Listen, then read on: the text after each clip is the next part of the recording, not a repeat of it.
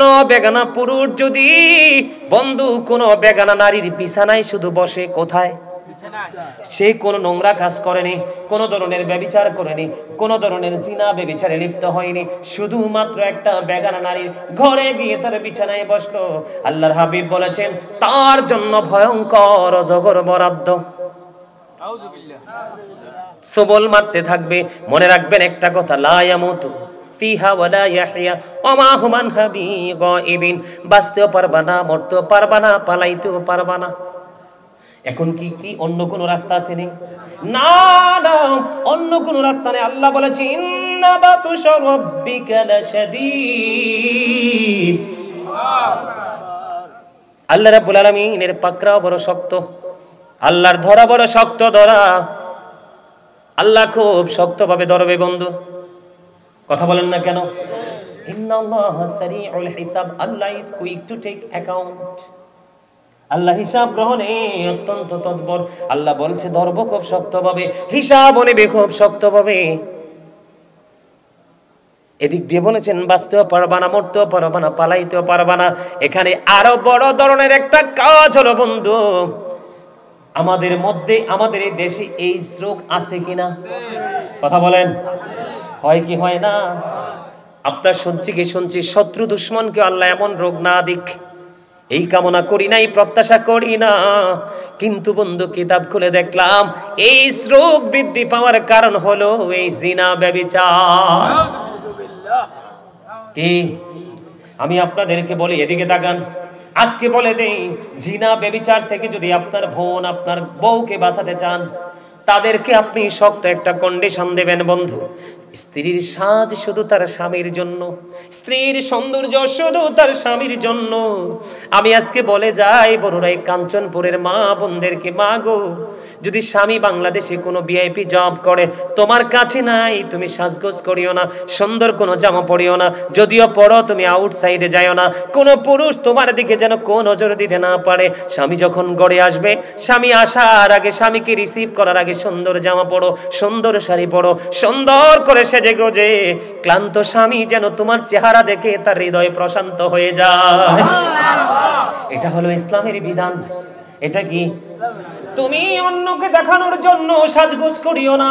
স্বামীটা বড় পরিশ্রম করে এসেছে, পুরো একটা মাস বেতন পেয়েছে, মাকে খুশি করবে, সন্তানকে খুশি করবে, ছোট্ট ভাই বোনকে খুশি করবে, বিবির জন্য রয়েছে স্পেশাল কোনো গিফট।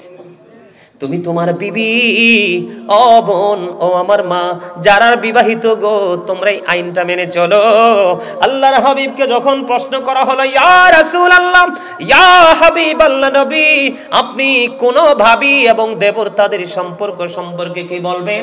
আমার নবীজি জানিয়ে দিয়েছে, একটা নারী তার দেবরের সাথে দেখা হওয়ার চাইতে রে ওই নারীটার মৃত্যুটা অনেক বেটার।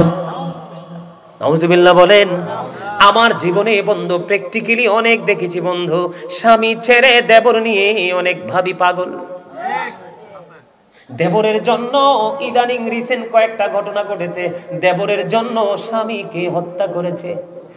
নিশ্চয়ই সে, আমি বলবো বন্ধু, নিশ্চয়ই সে স্বামীকে ফাঁকি দিয়ে ওই মহিলা দেবরের সাথে শারীরিক মেলামেশা করেছে, তাদের ফিজিক্যাল সম্পর্ক হয়েছে, ঠিক কিনা বলেন? এই কারণে সেই তার দেবরের প্রতি আসক্ত হয়ে সে, অনেকেই দেখা যায় প্রেমিকার সাথে, প্রেমিকের সাথে আতাত করে, দেখছেন নি টিভি খুললে দেখবেন, প্রেমিকের সাথে আতাত করে তারা প্রাণের স্বামীকে হত্যা করে ফেলে।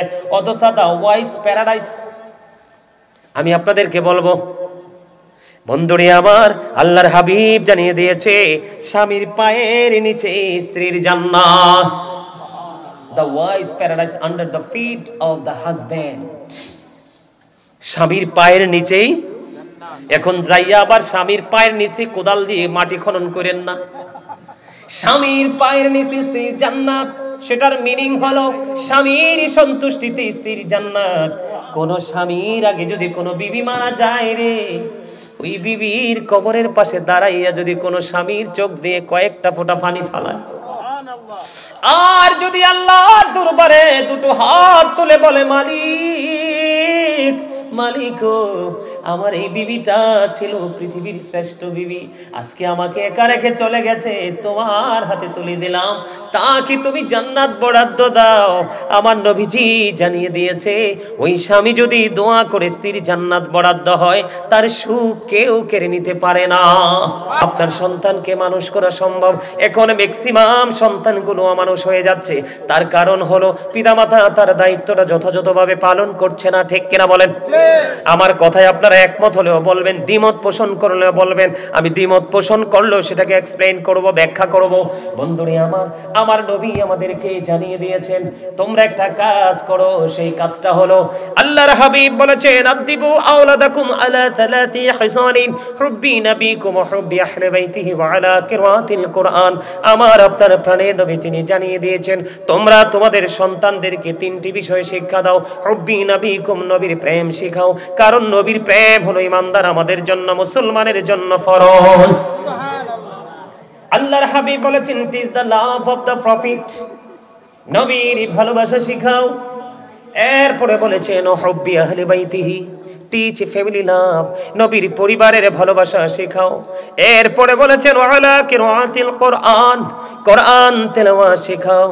Learn to recite the holy Quran, তোমরা তোমাদের সন্তানদেরকে কোরআন তেলাওয়াত শেখাও। খেয়াল করবেন, আমার কথা কি বোঝেন আপনারা? আরো জোরে বলেন। সবাই মন দিচ্ছেন, নজর দিচ্ছেন? আল্লাহর হাবিব বলেছেন ফার্স্ট কাজ হচ্ছে তোমরা তোমাদের সন্তানদেরকে প্রথমে নবীর প্রেম শেখাও, কারণ নবীর প্রেম হলো ঈমান। নবীর প্রেম যার সিনায় নাই তার ঈমান নাই, যার ঈমান নাই আপনার ফাউন্ডেশন যদি ঠিক না থাকে কখনোই আপনি ফিলার দিতে পারবেন না। সাত তো টিকানো থাক দূরের কথা, দেওয়াই তো সম্ভব না। কথা বলেন না কেন? এই জন্য রাসূলকে ভালোবাসা আপনার আমার জন্য ঈমান। রাসূল সম্পর্কে অনেক আলোচনা হয়েছে বন্ধু, কিন্তু আমি আজকে এই জন্য এই জায়গাটাতে একটা কারণে এসেছি।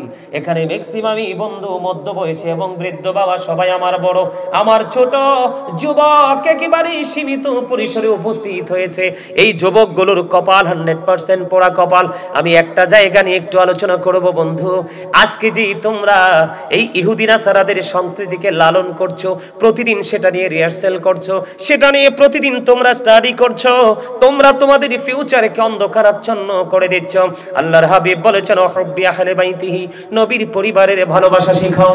নবীর পরিবারের ভালোবাসা শিখাইতে এই কারণে বলেছেন, নবীর পরিবারের মধ্যে আমি সর্বপ্রথম যদি ধরি মা খাতুনে জান্নাত ফাতেমা।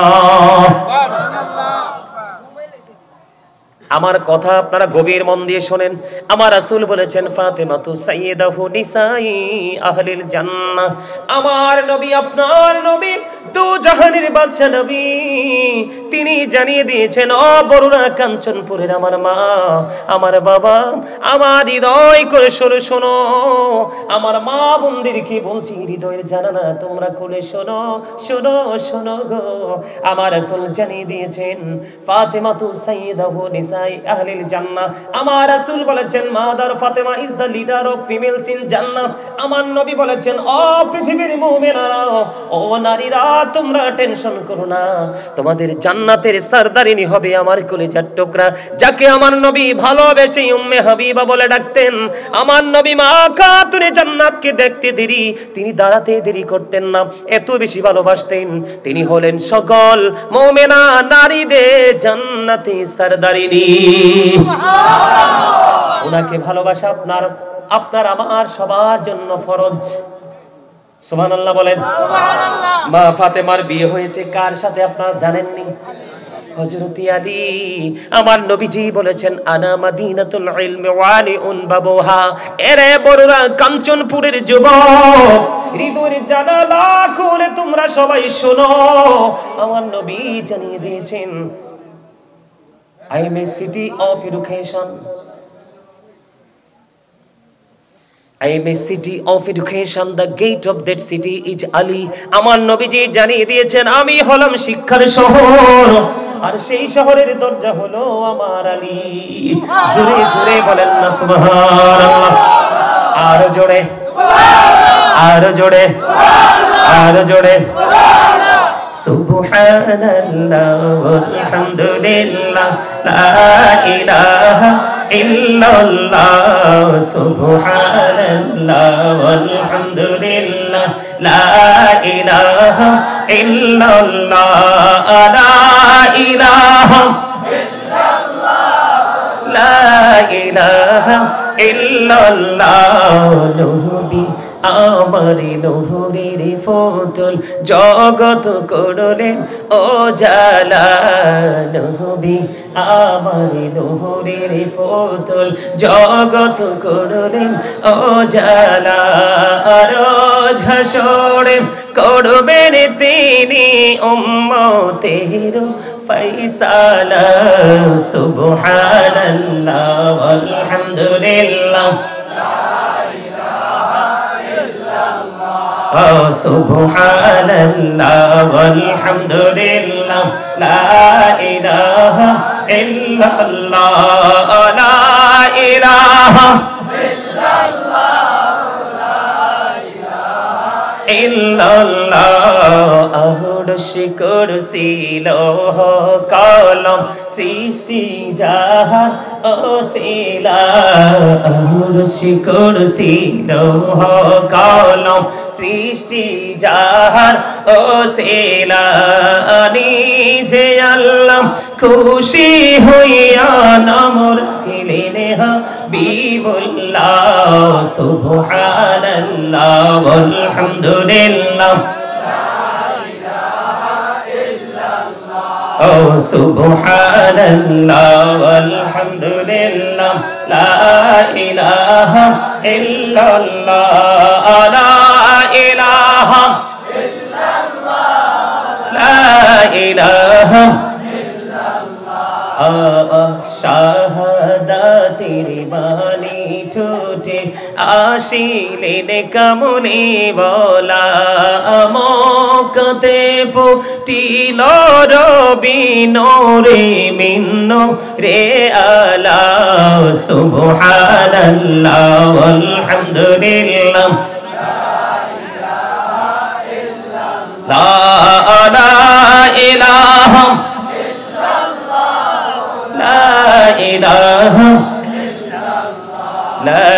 ইলাহা ইল্লাল্লাহ মুহাম্মাদুর রাসূলুল্লাহ সাল্লাল্লাহু আলাইহি ওয়াসাল্লাম জোরে জোরে বলেন আলহামদুলিল্লাহ। এখন আমি নজর দিয়ে চেয়ে দেখলাম বন্ধু, এখন কিছু যুবক এসে ওই জান্নাতের বাগানে ঢুকে গেল। ওই যুবক, আজকে তোমরা সংখ্যায় যদিও কম, আমি তোমাদেরকে হৃদয়ে বড় ভালোবাসা দিয়ে তোমাদেরকে ওয়াজটুকু শুনিয়ে গেলাম। যদি তোমরা বিবেকবান হও চিরজীবন সেটা ধরে রাখবা। কারণ হলো এখানে দুইটা স্টেজ। কয়টা স্টেজ? মুরব্বি যারা হাদিস শরীফের মধ্যে এসেছে, হযরত আবু বকর সিদ্দিক রাদিয়াল্লাহু তাআলা আনহু মুরব্বিদের নেতৃত্ব দিবে। জোরে জোরে সুবহানাল্লাহ। বন্ধুরা আমার, আর যুবক, ও যুবক, তোমাদের জন্য বড় একটা নিয়ামতের খবর হলো, আমার আপনার প্রাণের নবী বন্ধু জানিয়ে দিয়েছেন, আল হাসান ওয়াল হুসাইন সাইয়্যিদা শাবাবি আহলিল জান্নাহ। আমার রাসূল জানিয়ে দিয়েছেন, ইমাম Hasan and Husain are the leader of younger people in জান্নাহ। আমার রাসূল জানিয়ে দিয়েছেন, ইমাম হাসান হুসাইন দুই ভাই, দুনিয়ায় যত যুবক তোমরা সারা জীবন তোমরা নামাজ পড়তে গিয়েছো, মাহফিল হয়েছে, তোমরা মাহফিলে এসেছো, তোমরা যখন উন্নয়নমূলক কাজ, সামাজিক উন্নয়নমূলক কাজে তোমরা নিজেদেরকে যুক্ত রেখেছো, তোমাদের চিন্তা হলো ইমাম হুসাইন ভালোবেসেছে, আমরাও ভালোবেসে ইমাম হাসান হুসাইনকে ভালোবেসে আমরা তার আদর্শকে লালন করে বাস্তব জীবনে বাস্তবায়ন করে চলবো। ওই সমস্ত যুবক তোমরা যারা আছো গো, তোমাদের জন্য রাসূল জানিয়ে দিয়েছে, তোমাদের জান্নাতে সরদার হবে ইমাম হাসান হুসাইন দুই ভাই। জোরে বলেন না সুবহানাল্লাহ। তাহলে এটা হলো আমাদের ঈমান। এটা কি ঈমান? এই শিক্ষাটা কি করতে হবে? এই শিক্ষাটা আপনারা যারা বাবা হয়েছেন, এই শিক্ষাটা সন্তানকে দিতে হবে। এরপরে হলো কোরআন তেলাওয়াত। কি কোরআন তেলাওয়াত? এটা হলো আইনের ভান্ডার, এটা হলো ল। এটার মধ্যেই আপনার পথ চলার নেগেটিভ পজিটিভ দুটো ডিসটেন্স করার জন্য দুটো রাস্তা ওপেনিং করা আছে। এইটাকে আপনি চিনতে হবে, এইটাকে আপনি বুঝতে হবে। সাধারণভাবে আপনি কিচ্ছু বুঝেন না। একটা ছেলেকে কোরআন তেলাওয়াত করনেওয়ালা বানালেন, একটা ছেলে কোরআনে হাফেজ বানালেন, তবে সুন্নি হাফেজ হতে হবে। নবীর দুশমন হাফেজ না, হাজার হাজার রাকাত, লক্ষ লক্ষ, কোটি কোটি রাকাত নামাজ যদি সে পড়ে রে, তার সিজদা আল্লাহর দরবারে কবুল হবে না। আপনি বন্ধু কোরআন তেলাওয়াত করবেন, কাল হাসরের দিন আপনাকে বলা হবে কোরআন তেলাওয়াত করো। কোরআন তেলাওয়াত করতে থাকো, সামনের দিকে এগোতে থাকো। যেখানে গিয়ে তোমার তেলাওয়াতটা থেমে যাবে, ওইটাই হলো তোমার থাকার জায়গা, আর ওইটাই হলো জান্নাত। আর জোরে বলেন না সুবহানাল্লাহ। আল্লাহ রাব্বুল আলামিন ওটাই হলো জান্নাত। ওই জান্নাত, জান্নাত বন্ধু, জান্নাতি যারা হবে তারা কবরে যাইতে দেরি রে, তারা জান্নাতি নিয়ামত পাইতে দেরি করবে না। আমি সেই দিকে যাব না। আজকে বাবা মা দায়িত্ব, কর্তব্য বোধ থেকে কিছু করতে হবে, সেটা আমি বলছি। এখনকার ছেলেরা ম্যাক্সিমাম নষ্ট, দুষ্ট কিনা? কথা বলেন, কথা কয় না। আমার কথা রাগ হলে তো কি হবে? আমি আজকে আলোচনা করে চলে যাব, আপনারা মানলে মানবেন, না বললে নাই, কিন্তু কথা তো সত্য। এগুলো তো আমার কথা না। এখনকার ছেলেরা কি দুষ্ট না? এখনকার ছেলে মেয়েরা কি নষ্ট না? এখনকার ছেলে মেয়েরা কি পথভ্রষ্ট না? এখনকার ছেলে মেয়েরা কি একইবারে বেয়াদব কিনা? কথা বলেন। এটার জন্য দায় আমি বন্ধু বাবা মা কি করব? এখনকার যুগে বন্ধু মেয়ে হইলে বাবা মা মনে করে অভিশাপ। যদি বন্ধু কোন বাবা মার কোল জড়ে আসে পুত্র সন্তান, মনে হয় পূর্ণিমার চাঁদ। আছে না নাই? আল্লাহর হাবিব বলেছেন দুটো কন্যা সন্তান যার, তার জন্য দুটো জান্নাত বরাদ্দ। সুবহানাল্লাহ। হাদিসের নবী বলেছেন, আমি আমার প্রাণের নবীকে আর একটার কথা বলিনি। যদি একজনের কথাও জিজ্ঞেস করতাম, আমার মনে হয় রে আমার নবী সেটাও বলে দিত, একটা কন্যা সন্তানের বাবা মার জন্য জান্নাত বরাদ্দ। সুবহানাল্লাহ। বন্ধু কেন বললাম এই কথাগুলো?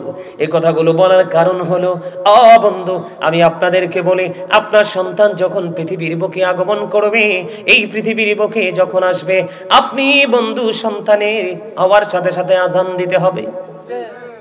মা খাতুন জান্নাত ফাতেমা প্রথম সন্তান হযরতে হাসান রাদিয়াল্লাহু তাআলা আনহু যখন এই পৃথিবীর বুকে কদমটা বাড়িয়ে দিল, আপনার আমার প্রাণের নবী ওই মা ফাতেমা সন্তান, সুযোগ্য সন্তান, আমাদের জান্নাতে যিনি লিডার হবে, সরদার হবে, ইমাম হবে, ওনার আগমনের সঙ্গে সঙ্গে আমার রাসূল নামাজের আযান যেমনি করে দেয় তেমনি আযান দিয়েছে।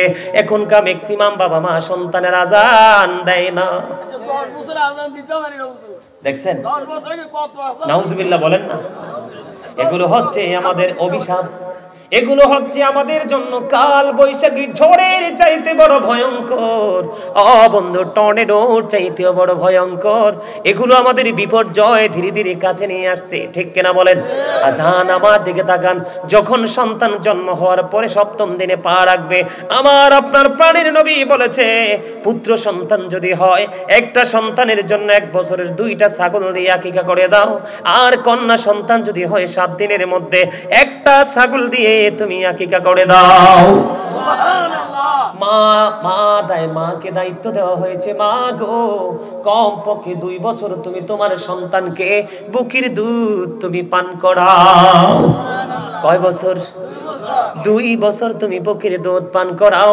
আজকে খবর পেলাম এক মা তার সন্তানকে দুধ খাওয়ায় না, বুকের দুধ। কেন তুমি তোমার সন্তানকে বুকের দুধ দাও না? উনি বলল, আমি আমার সন্তানকে বুকের দুধ দেই না, তার কারণ হলো সন্তান যখন বুকের দুধ টেনে টেনে খায়, তখন ওই প্রসূতি মা, গর্ভধারিণী মায়ের শরীর ঠিক থাকে না, নষ্ট হয়ে যায়, ভেঙে যায়। জোরে জোরে বলেন না নাউজুবিল্লাহ। আমি যে বলেছিলাম এখনকার ছেলেরা পথভ্রষ্ট, এখনকার ছেলেরা নষ্ট, এখনকার ছেলে মেয়েরা দুষ্ট। তার কারণ হলো বন্ধু, গাছ যদি লাগান তেঁতুল গাছ, দিন শেষে কিন্তু তেঁতুলই আসবে। কথা বলেন না কেন? আপনি যদি লাগান বন্ধু টক আমের চারা, সময় হলে টক আমি আসবে ল্যাংরাম। যদি আপনি কামনা করেন, আপনার মতো হতভাগা বোকা আর কেউ হতে পারে না।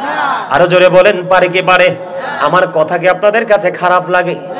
আমি কিন্তু আপনাদেরকে এখন শাসন করছি না, শুরুটা ছিল শাসনের ভাষা। কারণ আমি আজকে যতক্ষণ পর্যন্ত আপনাদের কাছে থাকবো, আমি আপনাদের টিচার হয়ে থাকবো। কি হয়ে?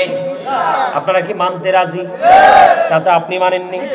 এই যে আমার চাচা বলেছে আমি টিচার মানতে রাজি। ও বন্ধু, টিচার যদি মানতে পারো, তুমি যদি মনে করো আমি আজকে স্টুডেন্ট কিছু সময়ের জন্য, তাহলে তুমি এসেছিলে নগণ্য হয়ে, এখান থেকে বের হবে তুমি ধন্য হয়ে। কারণ তুমি স্টুডেন্ট নিজেকে মনে করা মানি সরু কিছুই না। এটাই হলো তোমার অহংকার মুক্ত থাকার একটা রাস্তা। কথা বলেন না কেন? আর আপনি যদি বলেন I am very successful person, I am the great person, তাহলে বলবো বন্ধু আপনার কপাল পোড়া।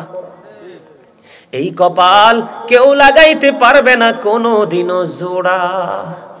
পোড়া কপাল কি জোড়া লাগে? কথা বলেন, লাগেনি? যদিও সে সুস্থ হয়, কিন্তু জোড়া লাগানো যায় না। ও বন্ধু আমার দিকে তাকান, বাবা মার দায়িত্ব কর্তব্য কেমন করে বাবা মা ছেড়ে দিয়েছে। ওই যে মা সন্তানকে দুধ খাওয়ায় না, কাজের বুয়ার কাছে ছেড়ে দিয়ে টুটু টুটু করে ঘুরতে থাকে, মন যেখানে চায় সেখানে চলে যায়। মায়ের সাথে সন্তানের যে সম্পৃক্ততা, সেটা কিন্তু তাদের সাথে নাই। আসেনি? বন্ধুরে আমার, দেখতে দেখতে মা 2 বছর দুধ খাওয়ালো, 7 বছর যখন হবে তোমার সন্তানকে তুমি নামাজের জন্য কি করো? তাগিদ দাও। 10 বছর যখন পা রাখবে, তখন তুমি বিছানা আলাদা করে দাও। নামাজ না পড়লে হালকা পাতলা মায়ের দাও। আমাদের জীবনটা কত বেশি দুর্বিষহ বন্ধু, কেমন করে বুঝাইলে বুঝবা গো? ও বড়রা, কাঞ্চনপুরের আমার ভাই বাবারা, কেমন করে বুঝাইলে বুঝবা রে? আমরা কতটা দুর্বিষহ জীবন যাপন করছি বন্ধু। এখন টিচারদের হাতে পর্যন্ত বেত দিতে পারে না। এটা হলো আমাদের জন্য টর্নেডো চাইতেও বড় ভয়ঙ্কর। এখনকার টিচাররা, আমি আপনাকে বলি, আমার বড় ভাইয়ের বড় মেয়েটা এই সামনে বন্ধু এসএসসি পরীক্ষা দিবে, বাসায় টিচার এসে পড়ায় সপ্তাহে 3 দিন অথবা 4 দিন। গতকালকে আমাকে ডেকে ডেকে বলতেছে, মামা একটা কথা বলবো। আমি কই, বলো মামা, কি বলবা? কয়, মামা আমরা আতঙ্কে থাকি। ছেলেটা একটা হাই স্কুলের টিচার, অঙ্ক টিচার, বিসি টিচার। ছেলেটা বলে, মামা আতঙ্কের মধ্যে আছি। কেন রে ভাগনা, তুমি আতঙ্কে আছো? কয়, আগে আমরা সব সময় শিক্ষকের ভয়ে থাকতাম, বাড়ি আসলে বাবা মার ভয়ে থাকতাম। এখন আমরা টিচাররা সন্তানের অভিভাবক এবং স্টুডেন্টদের ভয়ে আছি। এই চিন্তা কি কখনো কোনো সমাজে আলো দিতে পারে? কথা বলেন। গুরু যিনি বড় বড় যদি ছোটকে ভয় পায়, এর চেয়ে বড় কলঙ্কিত জাতি আর হতে পারে না। কথা বলেন না আমার কথা? বন্ধু, আগে ফোরকানিয়া মাদ্রাসায় আমাদেরকে পিটাইয়া ছাল তুলে ফেলছে। মার খাইছেননি? খাইছেন না? খাইছেননি কোন? এখন আমাদের হুজুররা বেত নেয় না, ভয় পায়। কারণ বাচ্চা যখন বাড়ি গিয়ে বলবে, বাবা আমার পিঠের দিকে তাকায় দেখো গো, আমার হুজুর আমার ছাল তুলে ফেলেছে, এই কথা বলতে দেরি বাবার আগে মা আসবে টিচারকে মারতে। আমার স্পষ্ট মনে আছে, আমার স্পষ্ট মনে আছে বন্ধু, আমার একবার ক্লাস ফাঁকি দিয়েছিলাম আমরা 2 ভাই। একবার আমরা 2 ভাই বন্ধু ক্লাস ফাঁকি দিয়েছিলাম। বাবা ইচ্ছে মতো মেরে আমাদেরকে স্কুলে নিয়েছিল। আর স্যারকে বলেছিল, স্যার হাড্ডিগুলো আমার আর গোশতগুলো আপনার। এই কারণে আগের যুগে দেখবেন প্রাইমারিতে পড়েও তার অনেক বড় বড় পদে চলে গেছে। এখন এত অত্যাধুনিক ডিজিটাল বন্ধু ব্যবস্থাপনা, এত অত্যাধুনিক শিক্ষা ব্যবস্থা, কিন্তু আপনারা চাইয়া দেখেন কয়টা ছেলে মানুষ হয়ে একটু মাথা উঁচু করলেই বিদেশে পাড়ি দেয় বিমানে করে। কথা বলেন না কেন? মেধার বিকাশ করার কোনো সুযোগ হয় না, কারণ মেধার বিকাশ যেখান থেকে আসবে সেই জায়গাটাকে বন্ধু নষ্ট করে দিয়েছি আমরা। মানুষ গড়ার কারিগর যারা, তারা সর্বক্ষণ আতঙ্কিত হয়ে আছে, সেই দিকে আমি যেতে চাই না বন্ধু। 7 বছরে পা রাখবে, আপনি তাকে নামাজের জন্য তাগিদ দিবেন। 10 বছরে যখন পা রাখবে, আপনি তাকে নামাজ না পড়লে হালকা পাতলা করে মার দিবেন। এবং বিছানাটা আলাদা করে দিবেন। এরপরে আপনার অন্যরকম ট্রেনিং শুরু হয়ে যাবে। ওই যে বলেছি, আপনারা দেখবেন গাড়ির পিছনে লেখে থাকে আপনার সন্তানকে নামাজ শিক্ষা দেন, আপনার সন্তানকে কোরআন তেলাওয়াত শিক্ষা দেন। এই পর্যন্ত সারা বাংলাদেশ সফর করে ফেলেছি এবং পৃথিবীর বড় বড় কয়েকটা বাহিরের দেশ ও বন্ধু আমি ওদম গুনাহগার সফর করে এসেছি। কোথাও লিখতে দেখলাম না আপনার সন্তানকে আগে ঈমান শিক্ষা দেন। আপনারা দেখছেন নি জীবনে? কথা বলেন। আমার গাড়ি নিয়ে যখন অজানা গন্তব্যের দিকে বন্ধু রওনা দেই, বিভিন্ন সময় রাস্তা যখন জায়গা যখন চিনি না, অজানাই থাকে, গন্তব্যে যাওয়ার পরে বন্ধু আমরা এটাকে আইডেন্টিফাই করতে পারি। এবার আমি আপনাদেরকে বলে দেই, মুসলমানের আগে হলো ঈমান। কি? ঈমান, তারপরে হলো আমল। আপনি আগে আপনার সন্তানকে ঈমানের জায়গা থেকে টেকসই করবেন। ওই যেটা বলেছি, আদিবু আওলাদাকুম আলা সালাতি খিসালিন হুব্বি নাবিকুম ওয়া হুব্বি আহলি বাইতিহি ওয়া আলা কিরাতিল কুরআন। আমার রাসূল জানিয়ে দিয়েছে, তোমরা তোমাদের সন্তানদেরকে তিনটি বিষয়ে শিক্ষা দাও। একটা হলো নবীর প্রেম, যা হলো ঈমান। এই ঈমান রাখা আমাদের জন্য ফরজ। এরপরে হবে হুব্বি আহলি বাইতিহি, নবীর পরিবারের প্রেম, এটাও হলো আমাদের জন্য ঈমান এবং এটাও ফরজ। এরপরে বলা হয়েছে ওয়া আলা কিরাতিল কুরআন, কোরআন তেলাওয়াত শেখাও। এই জায়গাগুলো তৈরি করে আপনার সন্তানের ব্রেইনে এগুলো ঢুকায়া যখন ছেড়ে দিবেন, আপনার ছেলে ইঞ্জিনিয়ার হোক, ডাক্তার হোক, এসপি হোক, ডিসি হোক, বন্ধু আমি যদি আমার জায়গা থেকে বলি, বন্ধু সিআইডি থেকে যদি বড় অফিসার বলেন, আমার সাথে কন্টিনিউ একটা যোগাযোগ, একটা গুড কমিউনিকেশন আছে।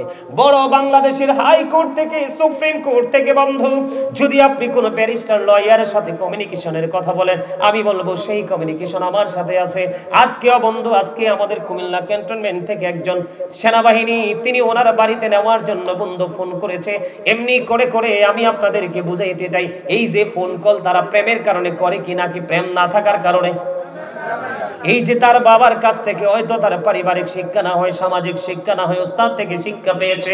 এই কারণে বন্ধু তারা বড় বড় পদে থাকার পরেও তারা নবীর ভালোবাসা ছাড়ে না। ঠিক কিনা বলেন? আরো জোরে বলেন। এখন আমি বলি, এই যে আমরা আমাদের সন্তানকে ঈমান শিক্ষা দিলাম না, আমল শিক্ষা দিলাম না, আমাদের সমাজের মধ্যে জিনা ব্যভিচার আছে না নাই? আছে। আরো জোরে বলেন। আছে। গতকালকে একটা ভিডিও দেখলাম বন্ধু, সম্ভবত পশ্চিমবঙ্গে হবে, আমি সঠিক বলতে পারবো না। জামাই 70-এর উপরে শাশুড়িকে ধর্ষণ করেছে হসপিটালে। জোরে বলেন না নাউজুবিল্লাহ।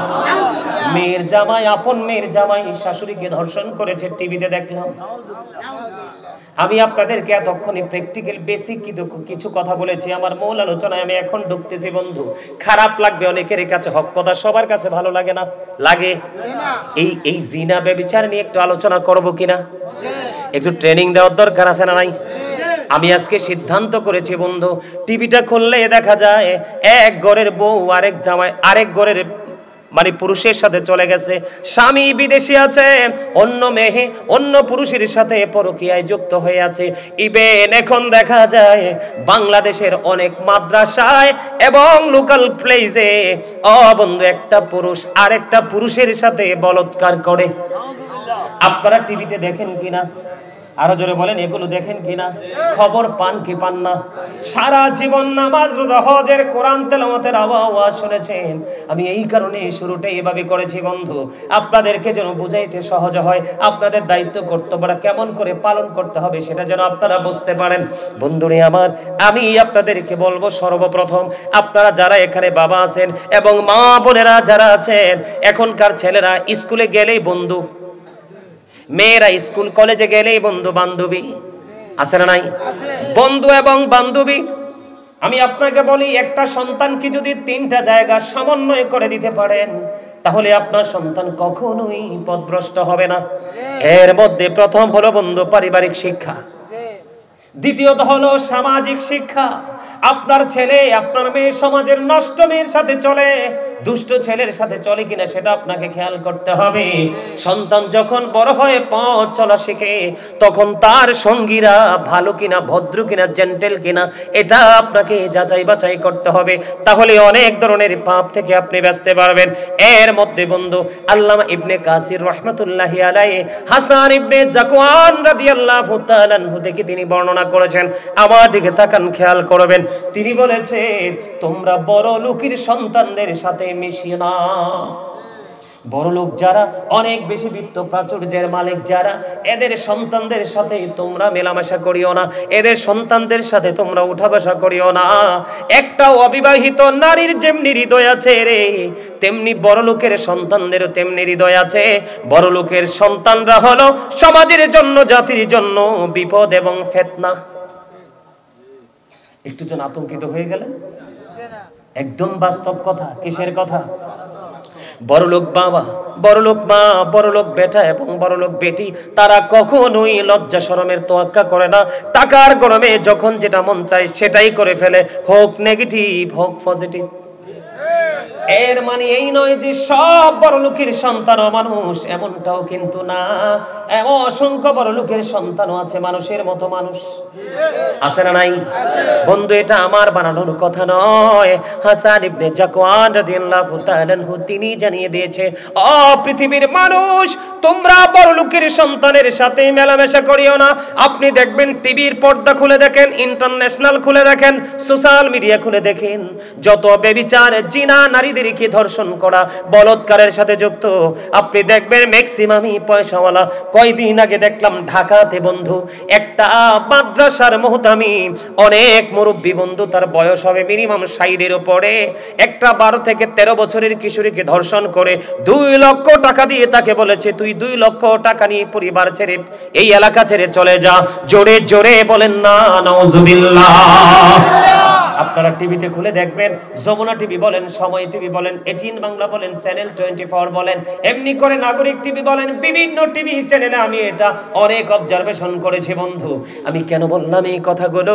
সেই ব্যক্তিটার যদি আজকে টাকার জোর না থাকতো, এই